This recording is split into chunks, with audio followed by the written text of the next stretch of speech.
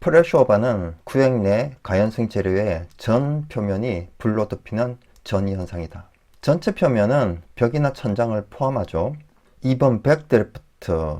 백드래프트는 소방대가 소방활동을 위해 화재실 문을 개방할 때 신선한 공기가 유입되어 실내에 축적되었던 가연성 가스가 폭발하는 현상입니다. 감세기 때는 일산화탄소 등의 가연성 가스가 다량으로 존재하게 되는데요. 이때 화재실 문을 개방하게 되면 신선한 공기가 다량 유입되고 일산화탄소 등의 가연성 가스의 폭발 범위가 넓어지겠죠. 그래서 화재실 내로 급격하게 공기를 공급할 경우 폭발하는 그러한 현상이 백드래프트입니다. 이것은 감세기 때 발생을 합니다. 프레쉬오버는 평균 온도가 500도씨 전후 때 발생을 하게 되고요. 백드래프트는 실내가 충분히 가열되고 다량의 가연성 가스가 축적된 상태에서 발생을 합니다. 폭풍 혹은 충격파, 즉 폭발이 발생했냐 안 했냐는 프레쉬오버는 발생하지 않고요. 백드래프트는 발생을 하죠. 발생 시기는 프레쉬오버는 성장기 때 발생을 해서 프레쉬오버 이후에는 최성기가 되죠. 백드래프트는 감세기 때 발생을 합니다. 공급 요인은 프레쉬오버는 대류열과 복사열 같은 열의 공급, 백드래프트는 화재 시 소방대원이 문을 벌컥 여는 등의 산소의 공급이 발생 원인입니다. 프레쉬오버는 계구부에서 농연, 즉 짙은 연기 혹은 화염의 분출이 시작되고 상층 또는 인접 건물에 대한 연소 위험이 높아집니다. 백드래프트는 농연의 분출, 파이어볼의 형성, 벽체 도개 등의 피해 상황이 발생을 합니다. 프레쉬오버 방지 대책은 천장의 불에나 계구부의 제한, 가연물 양의 제한, 화원의 억제, 이것은 연소의 3요소를 제한하겠다는 겁니다. 천장의 불어나는 가연물 제한, 계구부는 산소 공급원, 화원의 억제는 점화원의 억제를 말합니다. 백드래프트는 폭발력의 억제, 환기, 소화, 격리를 통해서 방지할 수 있습니다. 그림에서 보면 프레쉬오버는 이 정도에서 발생을 하고요. 백드래프트는 감세기에서 발생을 합니다. 예상 문제 1번. 다음 중 프레쉬오버를 가장 옳게 설명한 것은 3번에 보면 옥내 화재가 서서히 진행하여 열 및 가연성 기체가 축적되었다가 일시에 연소하여 화염이 크게 발생한 상태를 말합니다. 2번. 건축물의 화재가 발생하여 일정 시간이 경과하게 되면 일정 공간 안에 열과 가연성 가스가 축적되고 한순간에 폭발적으로 화재가 확산하는 현상을 무엇이라 하는가? 프레쉬오버 현상을 말하죠.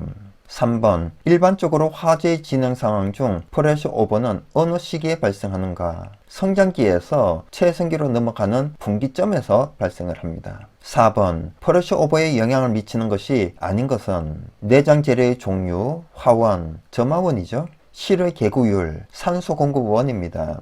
열연의 종류는 해당 없습니다.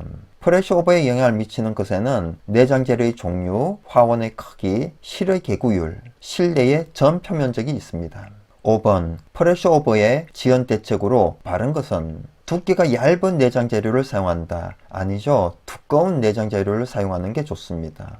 열 전도율이 큰 내장 재료를 사용한다. 열 전도율이 큰 내장 재료를 사용하게 되면 불이 잘 안 붙겠죠. 주요 구조부를 내화 구조로 하고 계구부를 크게 설치한다. 주요 구조부를 내화 구조로 하고 계구부를 작게 설치해야 프레쉬오버는 지연됩니다. 실내 가연물은 대량 단위로 집합 저장한다. 실내 가연물은 적을수록 프레쉬오버는 지연됩니다. 6번. 다음 중 프레쉬오버에 관한 설명으로 옳지 않은 것은 2번에 보면 프레쉬오버 현상이란 대류와 복사 또는 이 두 가지의 결합에 의해 가연물이 발화되는 것을 말하며 짙은 황해석으로 변하는 검은 연기를 얼룩진 창문 등의 징후가 나타난다. 짙은 황해석으로 변하는 검은 연기를 얼룩진 창문 등의 징후는 백드래프트의 전조 현상입니다. 7번. 화재 발생 시 공기 공급이 원활하지 않아 불안전 연소 상태가 지속될 때 백드래프트가 일어나기 전 전조 현상으로 옳지 않은 것은 실내 유리창이 깨져서 일부 불꽃이 상부로 나온다. 유리창이 깨져서 공기가 이미 공급되고 있는 상태에서는 백드래프트가 일어나기 어렵습니다. 8번 다음 중 진행되고 있는 백드리프트 현상으로 옳지 않은 것은 4번에 보면 백드리프트가 발생하면 상층부가 무너지고 건축물의 도벽이 파괴되며 파이어볼을 형성할 수 있다. 반드시 상층부가 무너지고 건물의 도벽이 파괴되는 것은 아닙니다. 9번 프레시오버와 백드리프트의 내용으로 가장 옳지 않은 것은 프레시오버와 백드리프트는 폭발이다. 백드리프트는 폭발이지만 프레시오버는 폭발이 아닙니다. 10번 다음 중 프레시오버와 관련된 화재 현상에 대하여 옳지 않은 것은 2번에 보면 화재 시 배용구 및 환기구 면적은 온도에 반비례하고 지속시간에 비례한다. 배용구 및 환기구 면적은 온도에 비례하고 지속시간에는 반비례합니다. 환기구 면적이 크면 클수록 더 많은 공기가 공급되기 때문에 온도는 쉽게 올라가고 모든 가연물은 빨리 타서 화재의 지속시간이 짧아집니다. 11번 프레시오버와 백드리프트의 현상으로 옳은 것은 프레시오버는 종기에 발생하고 백드리프트는 중기에 발생한다. 반대죠. 프레시오버는 중기에 발생하고 백드리프트는 종기에 발생합니다. 프레시오버의 원인은 산소 공급이고 백드리프트의 원인은 복사열이다. 반대죠. 프레시오버의 원인은 복사열이고 백드리프트의 원인은 산소 공급입니다. 프레시오버는 충격파를 수반하지 않고 백드리프트는 충격파가 있다. 맞죠? 프레시오버는 폭발을 하지 않고 백드리프트는 폭발하기 때문에 충격파가 있습니다. 프레시오버는 환기가 잘 안되는 상태의 현상이고 백드리프트는 환기가 잘 되는 상태의 현상이다. 반대죠. 12번 다음 중 프레시오버에 대해 옳지 않은 것은 3번에 보면 최성기 이후에 일어난다. 아니죠. 최성기 바로 전에 일어납니다. 13번 화재 시 구획실에서 발생하는 현상에 관한 설명으로 옳은 것은 계구부의 크기는 프레시오버의 발생과 관련 없다. 아닙니다. 관련이 있습니다. 계구부의 크기가 클수록 프레시오버는 빨리 발생합니다. 구획실의 창문과 손잡이의 온도로 백드리프트의 발생 가능성을 예측할 수 없다. 아니죠. 예측할 수 있습니다. 준불연성이나 불연성의 내장재를 사용할 경우 프레시오버 발생까지의 소요시간이 길어진다. 그렇죠. 길어집니다.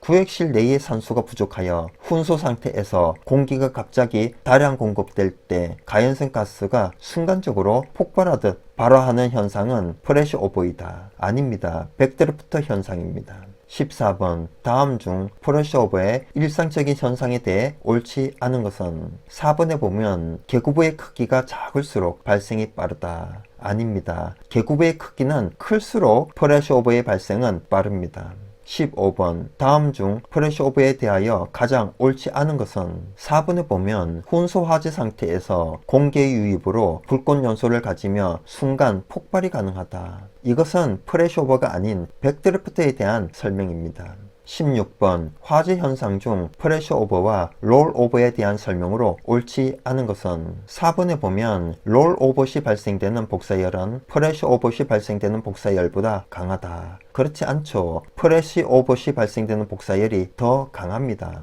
17번 프레시오버를 지연시키기 위한 소방 전술 3가지가 아닌 것은 배연지연법, 공기차단지연법, 냉각지연법 맞습니다. 제거소화지연법 아닙니다. 18번 다음 중 백드리프트에 대한 설명으로 옳은 것은 1번에 보면 불완전 연소에 의해 발생된 일산화탄소가 가연물로 작용하여 폭발하는 현상이다. 맞죠? 화재 진압 시 지붕 등 상부를 개방하는 것보다 출입문을 먼저 개방하는 것이 효과적인 전술이다. 아닙니다. 상부를 먼저 개방해서 일산화탄소 등의 가연물을 배출하는 것이 더 효과적입니다. 밀폐된 실내에서 발생되는 현상으로 출입문을 한 번에 완전히 개방하여 연기를 일순간에 배출해야 폭발력을 억제할 수 있다. 출입문을 한 번에 완전히 개방하게 되면 산소가 벌컥 들어가게 되고 폭발 현상인 백드리프트가 쉽게 발생합니다. 연료 지배한 화재가 진행되고 있는 공간에 산소가 일시적으로 다량 공급됨에 따라 가연성 가스가 폭발적으로 연소하는 현상이다. 연료 지배한 화재 때가 아니고요. 환기 지배한 화재 때 발생을 합니다.